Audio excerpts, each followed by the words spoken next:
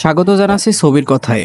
আজ আমরা বিশ্লেষণ করব ব্রিটিশ মনস্তাত্ত্বিক ড্রামা সিরিজ অ্যাডোলেসেন্সের প্রথম সিজনের চতুর্থ ও শেষ পর্ব। একটি পরিবার, একটি সমাজ, একটি বাচ্চা এবং তার ভেতর জন্ম নেওয়া অন্ধকার। এই পর্বটি আপনাকে একবার নয় বারবার ভাবাবে। চলুন ডুব দেই সেই গল্পে। বছরখানেক কেটে গেছে জেমির ভয়াবহ কাজের পর। এইডি মিলার সেই বাবা যিনি নিজের ছেলের কারণে সমাজের চোখে একঘরে হয়ে পড়েছেন। আজ তার 50তম জন্মদিন, কিন্তু জন্মদিন বলে কিছু নেই এই পরিবারে। সকালের খাবার টেবিলে এক অদ্ভুত নীরবতা, চেপে থাকা চাপা কান্না আর অস্থির ভার। জেমি জেল থেকে একটি কার্ড পাঠিয়েছে বাবার জন্মদিনে। কার্ডে তার হাতে আঁকা একটি ছোট্ট পোর্ট্রেট। এডির মুখ শান্ত, কিন্তু চোখে বিষাদের ছাপ। ঠিক তখনই এডি জানতে পারে কে বা কারা তার ভ্যানের উপর ননস শব্দটি কালার স্প্রে দিয়ে লিখে গেছে।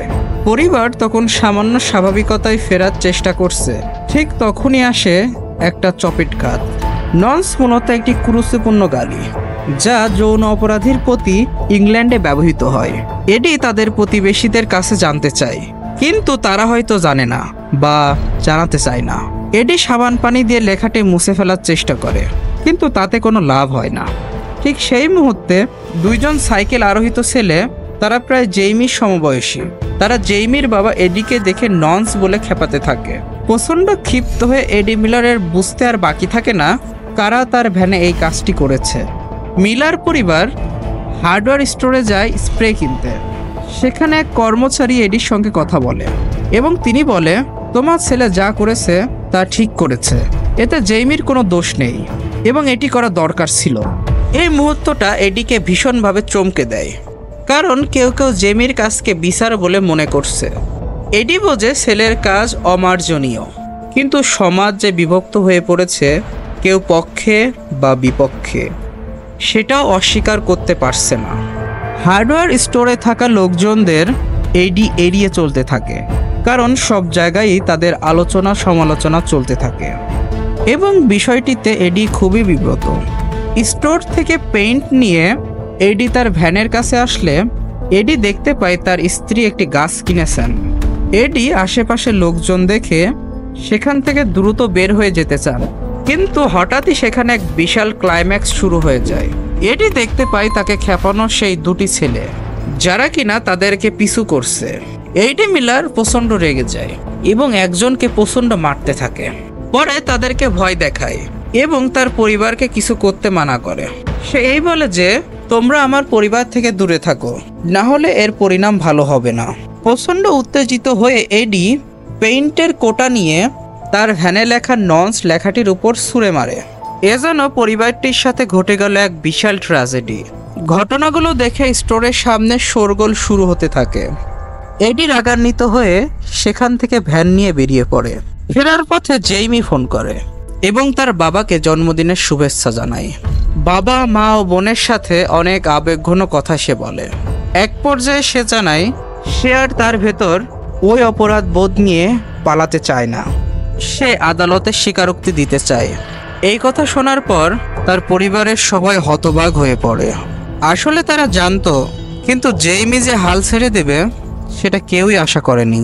এই কথা শুনে সব থেকে বেশি ভেঙে পড়ে তার বাবা। তাকে সবাই সাহস দিতে থাকে। হঠাৎ করে তাদের কলটি ডিসকানেক্ট হয়ে যায়।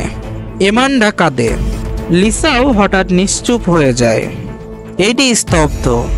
জেইমির ঘরের দরজাটা আজও হালকা খোলা, যেমনটা সবসময় থাকতো, কারণ ও কখনোই বলতো না কিছুই। এডি ধীরে ধীরে বসে পড়ে সোফায়, তার পাশে মান্ডা। দুজনেই চুপচাপ। হঠাৎ এডি বললেন, আমরা কি পারতাম না ওর পাশে একটু বসে থাকতে? ও তো সারাক্ষণ ঘরেই থাকতো, কিন্তু ও কারোর সাথে কথা বলতো না, কিচ্ছু না। জেইমির মা আমান্ডা বলে, আমি শুধু চেয়েছিলাম ও নিজেকে খুঁজে পাক, কিন্তু আমরা কি ওকে একা ফেলে দেয়নি? ও তো ছোট ছিল আর আমরা শুধু ব্যস্তই ছিলাম। ঘরের সেই নীরবতা আমি এখন বুঝি, সেটা ছিল ওর চিৎকার। এডি বলে, ওর কাঁধে ছিল এক পৃথিবীর বোঝা, যেটার ভাগ আমাদের নেয়ার কথা ছিল, আমাদের বোঝার কথা ছিল। এই মুহূর্তে দুজনেই কেঁদে ফেলেন। কান্নার শব্দের ফাঁকে ভারী নীরবতা। এটা কোনো গল্পের শেষ নয়, এটা সেই উপলব্ধির শুরু। যেখানে মা বাবা বুঝে ফেলেন তাদের ছেলের অন্ধকারে তারা নিজেরাই সবচেয়ে বড় ছায়া হয়ে দাঁড়িয়েছিল। এরপর আমরা দেখতে পাই জেইমির ঘর, বিছানায় টেডি বিয়ার। রাত গভীর হলে এইডি চুপি চুপি জেইমির ঘরে যায়, সেই ঘর যেখানে এখন কেউ থাকে না, শুধু তার ছেলের গন্ধ লেগে আছে। সে বিছানায় টেডি বিয়ার দেখে, ছেলের নাম ধরে বলে, আমি দুঃখিত। তার কণ্ঠে দুঃখ আছে, কিন্তু তার চেয়েও বেশি আছে স্বীকারোক্তি।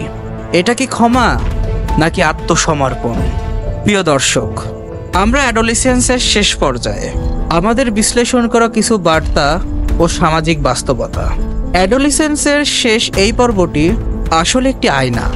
এই পর্ব আমাদের দেখায় কিভাবে সামাজিক বিচ্ছিন্নতা কিশোরদের মনোজগতে বিষ ঢালে, কিভাবে অনলাইন চরমপন্থা তাদের প্রতিহিংসার পথে ঠেলে দেয়, এবং কিভাবে পরিবার, শিক্ষা ও সমাজের ব্যর্থতা একত্রে একটি নিষ্ঠুর ট্র্যাজেডির জন্ম দেয়।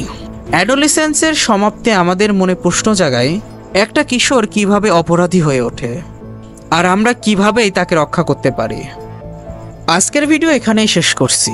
ভালো লাগলে লাইক দিন এবং কমেন্ট করে আপনার মতামত জানান। আমরা খুব শীঘ্রই ফিরে আসব নতুন একটি সিরিজ বা মুভির এক্সপ্লানেশন ভিডিও নিয়ে।